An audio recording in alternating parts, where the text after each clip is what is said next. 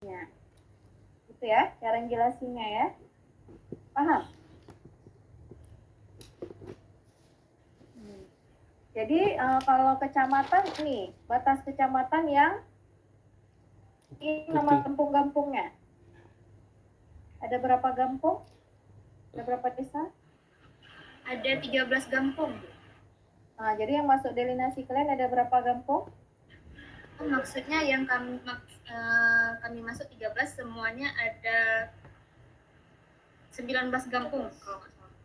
Nah, itu 19 kampung di satu kecamatan. Iya, Bu.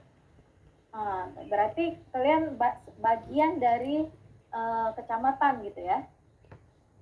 Nah, berarti delinasinya gitu, nggak satu kecamatan, tapi bagian dari kecamatan yang memiliki karakteristik tertentu ya.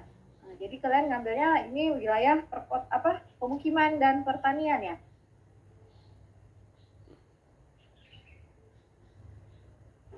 Iya, Bu. Oke. Perdagangan dan Mix berarti kan, mix use ya. Nah, kalau dari segi luasan ini Pak Putra udah lihat nih yang delinasi ini. Udah, Bu. Yang tambahan ini yang terbarunya yang belum kami bicarakan dengan Pak Putra.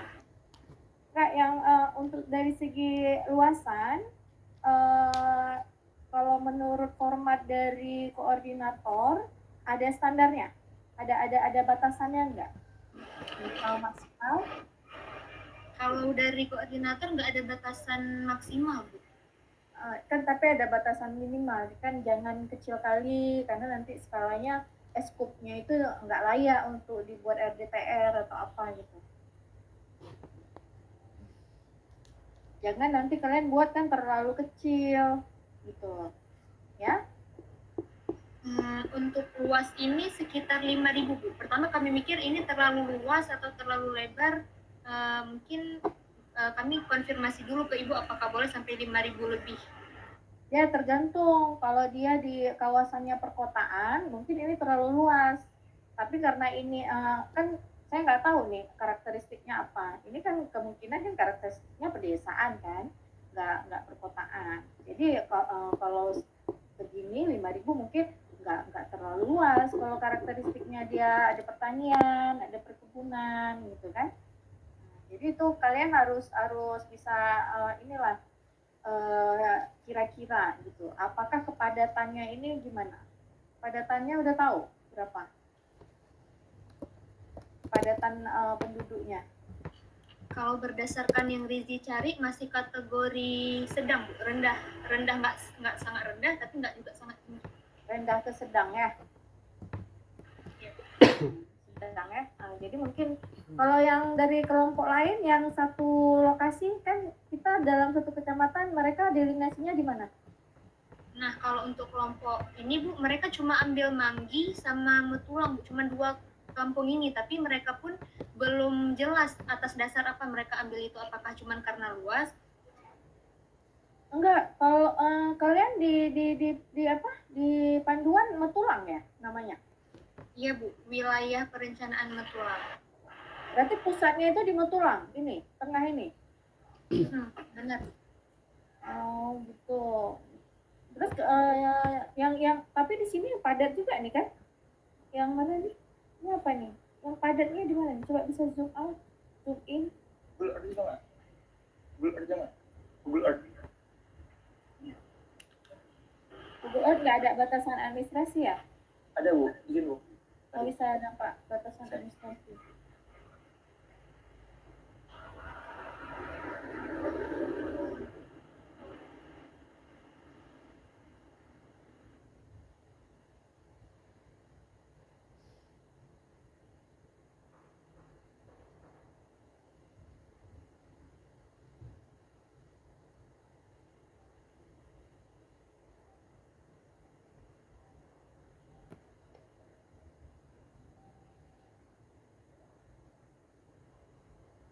Itu Pantonre itu Gampong.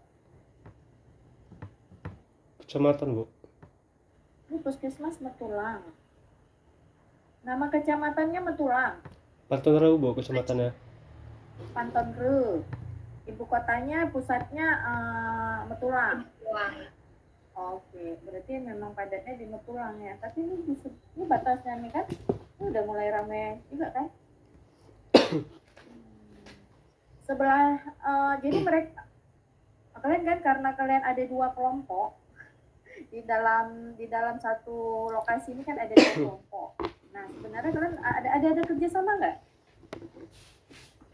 Kerja sama bagian wilayah atau gimana?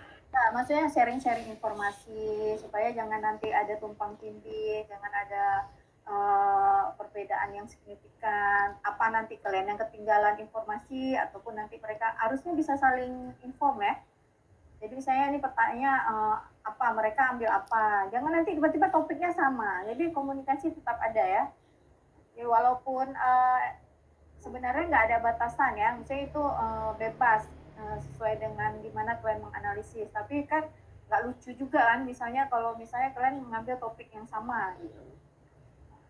Itu terkait dengan yang tema itu gimana? Tema. Ada diskusi sama Pak Putra kemarin? Terkait tema, Pak Put akhirnya bilang sebaiknya jangan di awal, nanti di bagian analisis. Nah, betul. Jadi kan sebenarnya kalau sesuai dengan proses perencanaan, kita tuh kan belum bisa memutuskan ya temanya itu apa ya. Sebelum ada data dan informasi-informasi existing lainnya. Berarti ini judulnya masih perencanaan detail tata ruang aja ya. Oke, terus yang minggu lalu saya suruh buat ini ya, suruh lengkapi apa? Desain survei ya? Iya, Boleh kita bahas? boleh.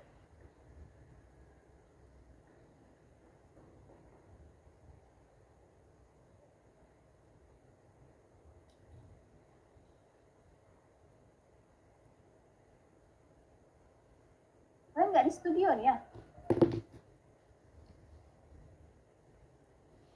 Karena kalian online ya? Kalian jatahnya online ya? Iya, Bu. Tapi kalau mau pakai studio boleh kan? Tapi nggak kondusif ya? Studio ribut ya? Iya. Masih ribut, berdebu. Oke. Coba.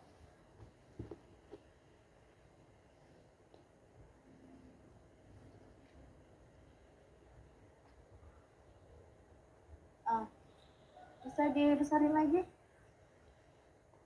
Nggak nampak ini ya. Ke kiri, ke kanan. Kemarin apa ya saya komennya? Boleh di ini?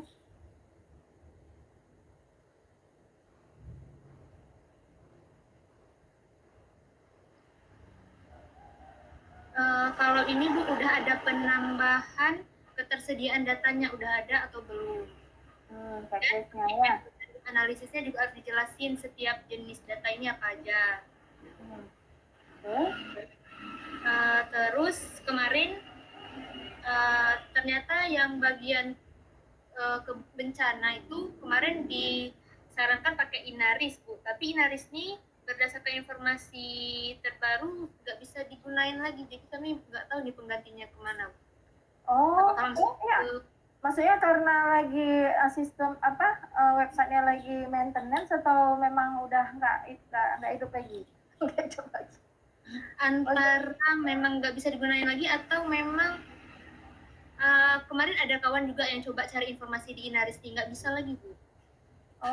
Ini kan solusinya ini dijadikan ini buat catatan konfirmasi atau validasi dengan BPBD nanti ya, BPBD di sana. Nah, jadi kalian nanti ke BPBD terus ditanyakan apakah ada data, misalnya data Inaris ini gimana, apakah karena hanya sementara nggak bisa diakses atau memang mereka nggak membuka akses lagi untuk publik ya. Tapi nggak mungkin lah mati begitu aja. Bisa jadi mungkin mereka sedang mengupdate data ya atau mengupdate ya, jadi ditutup dulu aksesnya. Berarti kalau memang nggak ada Inaris kan kalian buat berarti ini. Tapi ini udah tersedia. Itu kayaknya belum diperbaiki Bu, soalnya kami baru bahas tadi malam. Oh iya ya. Berarti ini kan belum tersedia ya, Inaris atau BPBD ya. Inaris kan BNPB ya. Berarti kan BPBD Aceh Barat ya. Sepertinya ke sana nanti sumbernya. Kemudian dari ini sudah dikelompokkan mana yang perlu dicari lagi di lapangan? Yang belum Bu, yang belum tersedia. Yang belum tersedia kan harus kita cari di lapangan kan? Ya ini kayak masalah daerah aliran sungai ini. Nah itu udah dibuat tabel pengelompokannya. Di observasi Bu ya, maksudnya tabel observasi. Nah biasanya kita kan udah petakan nih di tabel ini. Terus kita simpulkan data primer dan data sekunder, ya kan? Berarti yang belum data primer yang belum tersedia apa? Misalnya data sekunder yang belum tersedia apa? Kalau data sekunder yang belum tersedia berarti kan survei instansi kan, dan instansinya. Kalau data primer yang belum tersedia, nanti kalian bagi apakah nanti cara ngambil datanya, cara mendapatkan datanya dengan observasi saja, atau perlu wawancara, atau perlu survei kuesioner. Nah, itu prosesnya. Merahnya seperti itu. Nah, jadi dibuat ya. Jadi tabel data primer, tabel data sekunder yang belum tersedia, yang harus ke lapangan gitu. Ya nanti kalian tahu kan data apa aja yang diperlukan nih, yang belum ada gitu. Paham ya? Paham. Nah, jadi ini belum ketahuan ya mana yang mau diobservasi, data-data apa aja yang perlu diambil instansi mana ya? Iya Bu, kalau tabel data sumber data kemarin ada perbaikan dan sekarang kayaknya memang belum 100% selesai. Tapi kalau misalnya kesimpulan dari data-data mana aja yang belum, primer mana yang belum, itu juga belum dibuat. Nah, jadi kan kalau yang kemarin kalian buat kan itu umum semua kan. Yang ini kan yang untuk di lapangan, dibuat di sheet 2 ini tabel data primer yang harus disurvei. Tabel data sekunder yang harus disurvei apa aja dan kemana. Habis itu nanti kan keluar tuh mana yang perlu diwawancara, data apa yang perlu diwawancara, data apa yang perlu kita dapatkan melalui wawancara. Nanti pertanyaannya apa? Jadi misalnya kalau dari sini yang untuk perlu diwawancara data apa? Boleh kita cek. Yang wawancara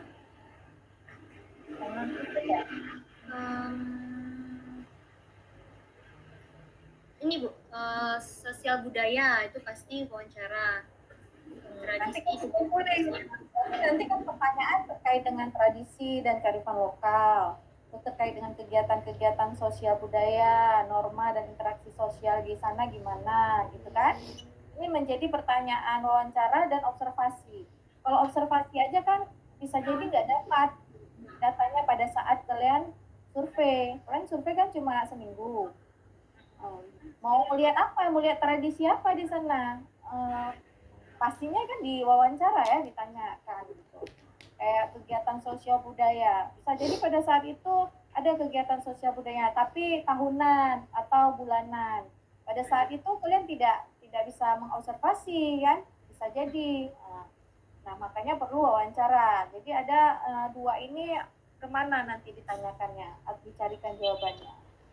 Terus nanti dikelompokkan ya, yang mana yang perlu observasi, yang mana perlu wawancara, sehingga nanti kalian sudah ada tuh pedoman observasi dan pedoman wawancara. Jadi item-item yang untuk diobservasi apa aja, terus item-item yang diwawancara. Jadi keluarannya dari sini ya. Item yang harus ditanyakan, misalnya kayak ini yang observasi sebaran lahan, sarana perizinan dan kendala. Itu kan observasi aja cukup kan? Kendala mungkin perlu diwawancara ya. Jadi itu dikelompokkan ya. Itu dia. Ini dasarnya nanti dikelompokkan untuk memudahkan kalian.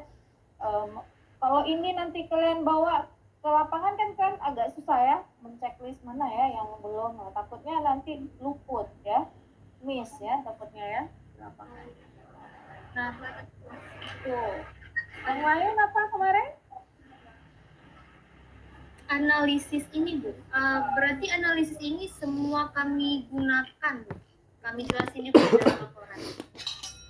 Ini analisis mana? Yang ini Bu, yang bagian metode aritmatik, metode geometrik, metode regresi. Dapatnya dari mana analisisnya?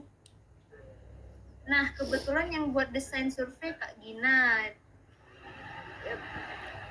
Yang ya, kalau kalian tentuin ya berarti ya yang di sini yang akan kalian lakukan. Jadi misalnya gini contoh yang pertanian ya, tingkat produktivitas, luas lahan ya, data dari BPS kan. Nah ini belum ada kabar nih ada apa enggak kan? Analisis deskriptif dan metode LQ. Nah shift share ya. Nah ini kalian udah belajar nih di ekonomi wilayah dan kota. Udah Bu. Nah udah kan nggak masalah gitu kan? Boleh, itu nanti dijelaskan. Makanya semakin besar studionya semakin banyak analisisnya. Jangan deskriptif semuanya. Jadi ini metode analisisnya udah lebih advance ya. Kalau sebaran lahan kan pakai spasial ya, pemetaan ya. Nanti dideskripsikan gitu kan. Jadi pastikan ya ini jenis analisisnya kalian cek lah. Biasanya kalau atau di panduan kan mungkin ada nggak panduan jenis analisis yang digunakan ya. Makanya kalian perlu banyak waktu untuk analisis kan karena analisisnya udah lebih banyak. Terus apalagi saya komentari minggu lalu? Yang bagian ini bukan di analisis ini nggak ada khusus terkait ekonomi, tapi kami tetap masukin ekonomi Bu, walaupun di sini nggak ada diarahkan. Yang mana? Maksudnya gimana? Maksudnya dia harusnya mungkin ada judul khusus hasil terkait analisis tentang ekonomi. Namun di sini kalau ekonominya nggak ada Bu, cuman ke sosial, demografi. Di sini di mana maksudnya? Kalau di format laporan ada. Di modulnya Bu, di modulnya kami cek nggak ada Bu. Terus yang harus ada di mana? Tapi menurut kami kayaknya kalau ekonomi itu harus dianalisis karena memang lumayan penting. Jadi kami tambahin di desain survei walaupun nggak ada di modulnya. Boleh juga. Itu kan bisa jadi untuk data antisipasi ya. Jadi misalnya gini, kalau di modul kan dia lebih umum. Dikasih sama koordinator. Nah, pada saat di lapangan, kalian kan udah mengobservasi nih, review kebijakan, review peraturan, regulasi, dan yang lain. Bisa jadi lokasi kalian ini mungkin lebih ke perdagangan dan jasa, atau pengembangannya lebih ke ekonomi, masyarakat, dan yang lain. Nah, walaupun tidak ada di modul, ya perlulah boleh kalian ini antisipasi, mengambil data langsung ke lapangan, observasi bagaimana kondisi ekonomi masyarakatnya. Berarti kan itemnya ini ditambah ya. Kalian yang lihat kalau segi ekonomi apa aja yang kalian lihat? Dari segi ekonomi belum kami rincikan di desain survei Bu. Kebetulan yang bagian ekonominya dikit lagi yang harus kami tambah. Jadi kan ekonomi kan minimal kan berarti apa? Jenis pekerjaan kan, di situ apa?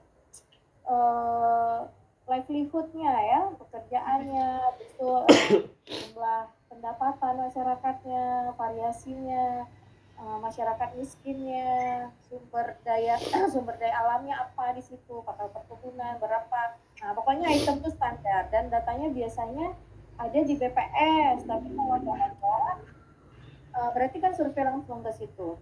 Minta data podes potensi desa ya, ataupun tanya sama Pak Sekdesnya ya. Kemudian apa lagi? Terkait perangkat survei. Perangkat survei itu tadi belum ada kan? Udah ada Bu.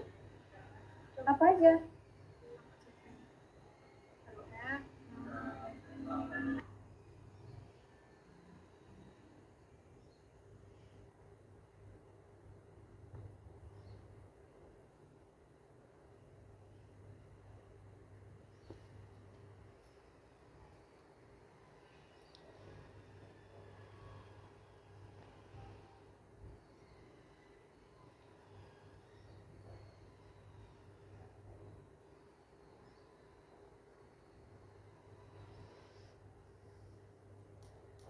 Untuk perangkat survei yang kami susun baru observasinya, Bu.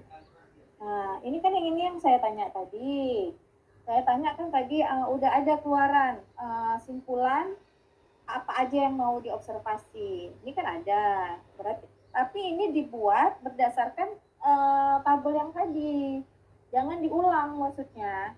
Jadi misalnya pemukiman harus jelas yang udah data sudah tersedia nggak usah lagi diobservasi. Yang data misalnya nggak perlu diobservasi jangan lagi diobservasi gitu ya. Nah, kan perangkat survei ini apa? Kuesioner, panduan observasi, wawancara, ya, panduan FGD kalau diperlukan. Ada rencana FGD? Kalau kami rencananya wawancara sama observasi aja, Bu. Tapi kalau misalnya pun ada FGD nanti, mungkin bareng dengan kelompok satu lagi di kecamatan yang sama. Ya, dan kalau memang FGD itu harus diputuskan dari sekarang. Jangan udah sampai sana karena FGD itu kan melibatkan banyak orang, ya kan, melibatkan orang-orang tertentu. FGD-nya tuh terkait apa? Apakah masyarakat kampung ataukah hanya FGD itu kan fokus group discussion. Jadi diskusi grup terfokus ya. Apa tuh? Nah, jadi kan harus di scheduling dari sekarang gitu. Misalnya, oh kita kayaknya perlu FGD nih dengan masyarakat tani atau ibu PKK atau memang masyarakat kampung secara umum gitu. Nah itu udah bisa dikomunikasikan sama pihak di kampung supaya mereka tetapkan waktu, kasih undangan, siapa aja yang bisa hadir kan. Jangan pas waktu di situ sebenarnya kadang-kala kalau rezeki bisa aja pas dari situ orang bisa mau datang kan. Nah, tapi harus siap kita menerima kenyataan bahwa kita tidak bisa melaksanakan pada saat kita survei. Itu contoh kayak kemarin studio desa kan sampai molor udah selesai survei baru kalian melakukan FGD dan syukur aja itu masih di dekat sini ya, jadi bisa masih bolehlah didatangi lagi gitu. Tapi kalau ke sana kan nggak mungkin ya kalian datangi lagi. Jadi gitu ya, coba dipertimbangkan kalau memang ada FGD harus dipikirkan dari sekarang tuh FGD-nya ke siapa, kapan. Kemudian untuk survei ini minggu depan kan kita evaluasi, habis itu minggu depan langsung berangkat kan weekendnya kan. Lokasi tempat tinggal sudah di ini sudah diurus, Itu udah beres. udah. Udah kok Bu? Untuk cewek emang ya? udah, untuk cowok Udah Bu. Kalian tinggalnya gimana? Sewa rumah atau sewa apa? Itu? kebetulan kami ada kawan orang Melabu juga, dia ada di rumah di sana, jadi pakai rumah dia. Rumah keluarganya Bu. Oh numpang. Ya, itu yang cewek Bu. Yang cewek, kalau yang cowok? Dimuji, nasa? Yang cowok Belum tahu. dulu Bu. Ini ada banyak opsi Bu. Opsinya apa aja? Nah, Ibu mau tahu. Yang pertama tuh ada ini warung itu. Teman juga. Kak, opsinya kan ini kan opsi pertemanan dan opsi bisnis kan. Kalau yang pertemanan kan ya kalau ada alhamdulillah kan. Tapi kalau yang nggak ada kan berarti kan harus sewa atau apa gitu kan. Nah, jadi opsinya ada berapa macam? 3 macam sih. Oh, satu lagi apa? Di warung, satu lagi rumah, satu lagi homestay ya.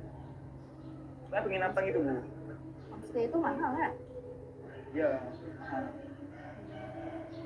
Itu kan kalau yang kayak gitu-gitu kalian nggak ada dikoordinir oleh ketua kelas? Ketua koordinator ini studio? Ada kan? Pokoknya itu dicek lah ya, kayak mananya, jangan nanti kan gara-gara tempat tinggal jadi menghambat survei ya. Kalau bisa itu penting pada saat survei apalagi rame-rame ya. Kalau seorang dua orang mungkin nggak gitu masalah, karena bisa jadi kan ketersediaan, walaupun kita ada uang, kadang-kadang ketersediaannya nggak ada gitu. Jadi kayak waktu tsunami gitu, walaupun orang banyak uang, datang ke sini habis tsunami itu nggak ada tempat gitu kan. Apa perlu buat tenda ya? Ada yang bawa tenda, tinggal di mana, di lapangan gimana. Nah, jadi survei itu kalian harus siap ya dengan segala medan ya. Seorang planner tuh harus siap dengan segala medan. Terus itu nanti coba dipikirkan ya, Wira ya. Yang lain, yang wawancara belum ada ya? Instrumen wawancara? Yang wawancara kemarin udah susun secara pasar. Tapi kemarin Kak Gina bilang harus diperiksa lagi karena masih banyak yang nggak sesuai dengan desain surveinya. Jadi nanti coba di cross check lagi mana yang tadi saya jelasin, itu yang perlu diwawancara ya. Kemudian saya mau udah dari kalian ada lagi pertanyaan? Terkait kependudukan Bu, apa langsung dibahas di WP-nya atau bahas dulu dari Aceh Baratnya? Kependudukan? Misalnya kayak ini karakteristik lokasi. Kalau kependudukan misalnya kita kalau di Aceh Baratnya itu jumlah penduduk setiap kecamatannya, terus kelompok umurnya, atau langsung ke wilayah perencanaan aja bahas kependudukannya. Oh, wilayah perencanaan. Tapi di awal diceritakan bahwa untuk pengantar boleh, misalnya ini di Aceh Barat dengan jumlah penduduk total populasinya sekian, sumber data tahun berapa, misalnya perempuan berapa, laki-laki berapa gitu kan. Nah, supaya tahu nih gambaran secara makro, terus nanti baru masuk yang ke mikronya. Mikro itu ya WP-nya. Baru detail gitu ya, pendudukannya, jenis kelamin, jenis kerjaan, jenis yang usia sekolah berapa, pokoknya yang detail tentang kependudukannya. Terus pertanyaan lain lagi? Kependudukan dengan berbagai jenis, misalnya kependudukan berdasarkan pendidikan, berdasarkan lapangan usaha, atau kematian dan kelahiran, perlu? Ya perlu, lengkap lah. Ada nggak datanya? Yang udah kalian dapat, datanya di level mana? Kalau berdasarkan kematian kelahiran itu nggak ada di BPS Bu. Terus kalau misalnya kelompok umur untuk wilayah perencanaannya aja itu nggak ada, tapi untuk kabupatennya ada. Kecamatan nggak ada? Kecamatan ada, cuman karena kami nggak masukin semua gampung, kami harus seleksi lagi gampung mana yang kami masukin data-datanya Bu. Ya biasanya kalau data kecamatan dalam angka isinya per gampung, ya kan? Kalau misalnya kabupaten dalam angka isinya kecamatan, ya biasa gitu kan? Tapi kan nggak semua kecamatan ada data BPS-nya kan? Jadi dia intinya kalau memang ada data dari buku BPS, kalau ada berarti kalian harus survei. Harus survei buat kuesionernya lah ke masing-masing, minimal kan datanya itu mintanya ke perangkat ya, perangkat desa. Karena kalau kelompok ya. Karena kalau kelompok umur Bu, kan di mereka hitungnya secara gampung keseluruhan. Cuman mereka bagi aja ini umur nih ke segini berapa. Jadi berarti kami harus ambil data langsung di lapangan Bu, langsung ke gampungnya. Iya. Kalau nggak ada data yang dari kecamatan berarti ya harus di gampung. Itu aja konsepnya. Prinsipnya kayak gitu.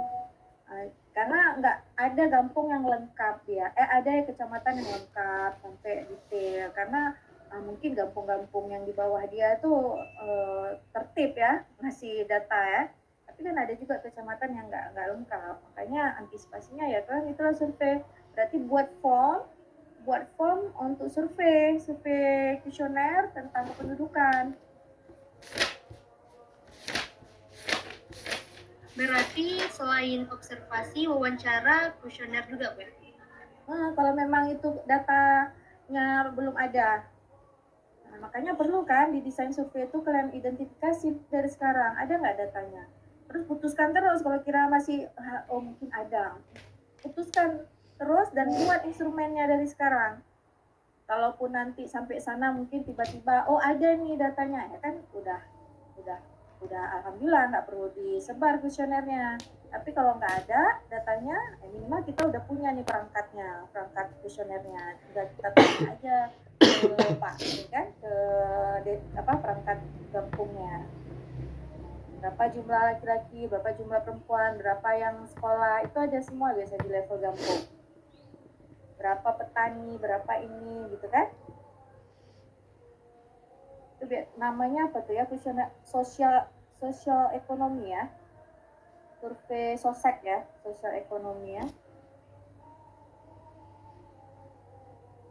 Harusnya ada sih data itu. Bu, mau nanya Bu, Ya, kalau untuk peta itu gimana Bu? Langsung ke dilinasinya atau ke kecamatannya? untuk peta apa? Peta orientasi. Misalnya kayak peta administrasinya Bu, topografi kayak gitu Bu. Oh, kalau udah ke tematik ya udah ke WP lah. Nah, dia kan kalau pertama kan peta orientasi. Peta orientasi kan di mana dia lokasinya kan, itu udah tahu kalian kan. Nah, untuk membahas, menganalisis ya udah masuk ke WP.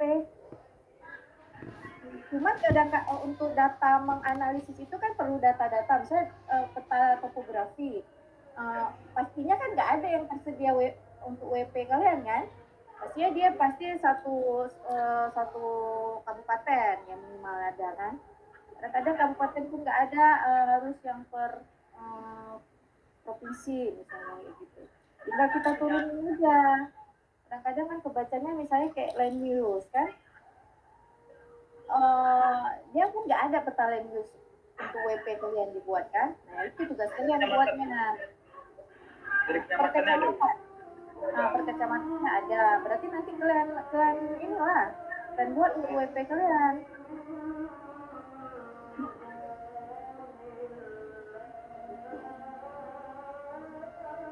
Tapi kalau lebih lanjutnya, kalau mengenai peta, tanya Pak Putra ya. Saya nggak expert kali nih kalau peta. Ya, yang lain? Berdasarkan arahan Pak Putra kemarin, tulisan laporan itu Cambria Bu, karena kalau bisa jangan pakai yang Times New Roman, tapi kalau berdasarkan dari Pak Fami nggak ada ketentuan penulisan yang bagaimana, tapi rata-rata pakainya Times New Roman. Itu gimana? Pak, ya gini hierarkinya ya, kalau kalian mau mengerjakan kerjaan, hierarkinya yang pertama yang kasih kerjaan. Kasih kerjaannya tuh kan kasih KAK. KAK itu apa? Kerangka acuan kerja. Ya, jadi kita tuh bekerjanya mengikuti acuan itu. Kalau di studio KAK itu modul itu tadi. Nah, yang buat modul kan koordinator. Nah, kalau misalnya di KAK atau di modul itu tidak ada ketentuan, berarti kita ke hierarki di bawahnya. Hierarki di bawahnya apa? Pembimbing kan? Nanti kalau pembimbing suruh Cambria ya ikut pembimbing. Nah, gitu ya. Jangan kan udah Pak Fami sebagai koordinator nggak ada tentuin, diarahin sama Pak Putra Cambria, kalian buatnya Times New Roman. Nah, itu udah nggak sesuai aturan kerja ya. Jadi kalian harus buat studio ini, kan anggaplah ini kalian lagi nerima project gitu ya. Yang ngasih projectnya itu ya koordinator, yang buat kerangkanya kerjanya. Nanti di lapangan kan gitu, misalnya yang ngasih projectnya siapa? PUPR. Minta KAK-nya, Pak, ada KAK-nya gimana? Project tentang ini, KAK-nya mana? Ikutin KAK-nya. Atau TOR-nya ya, bahasa Inggrisnya TOR ya, Term of Reference. Bahasa kita KAK. Ikutin tuh, ada detail apa aja yang diminta ya, semuanya laporannya apa aja. Kalau memang nggak ada aturan di situ berarti kita bebas ngikut yang di bawahnya, hierarki yang di bawahnya. Kayak kita tinjau kebijakan kan, regulasi dan lain-lain. Kalau kita kan harus lihat yang di atasnya, undang-undang, gitu ya. Kalau di undang-undang nggak ada ditetapkan, ikut peraturan di bawahnya, ikut terus-terus hierarkinya seperti itu. Itu ya Rizi. Lain izin share perangkat yang wawancara boleh Bu? Mungkin banyak perubahan atau perbaikan. ya ya.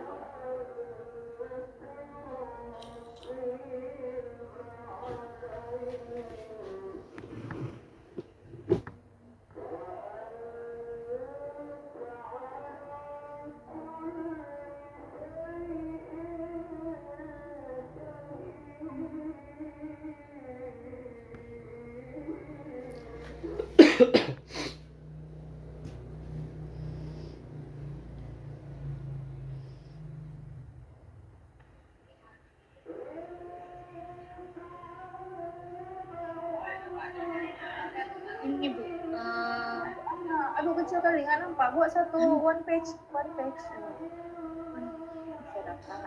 Ini kondisi lingkungan, kondisi sosial ekonomi ini udah berdasarkan kebutuhan yang di desain survei.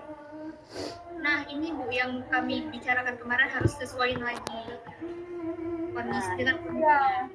Nah masalahnya kan kayak gini. Kalian coba ini ada berapa halaman? 6 halaman, ya kan?